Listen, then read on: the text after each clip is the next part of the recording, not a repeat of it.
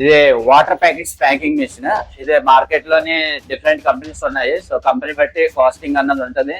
ఇవి 1 lakh నుంచి 1.5 lakh పడుతుంది ఈ మిషన్ ఒకటి మార్కెట్ లోని. ఇందులో రా మెటీరియల్ ఇట్లా ప్యాక్ చేయడానికి ఏంటంటే ఫిలిం బండిల్స్ అని అంటాము. ఇవి ఇనిషియల్ గా ఏంటంటే మనం సప్లై చేసే వాళ్ళు వేరే ఉంటారు. సప్లై తో మాట్లాడుకొని మనకు కావాల్సిన బ్రాండ్ ప్రింట్ చేయించేసుకొని దీన్ని మనం ప్రింట్ చేసి తెచ్చుకుంటాం. ఇవి మిషన్ మీద సెట్ చేశాక ఇక్కడ అన్వైండింగ్ అన్నది జరుగుతుంది. మిషన్ లో బ్యాక్ సైడ్ అన్వైండింగ్ అయిన తర్వాత ప్రోడక్ట్ ట్యాంక్స్ పైన మనం చూసిన treatment water direct treated water direct packaging machines కి డైరెక్ట్ గా ఎస్ఎస్ లైన్స్ ద్వారా వస్తుంది.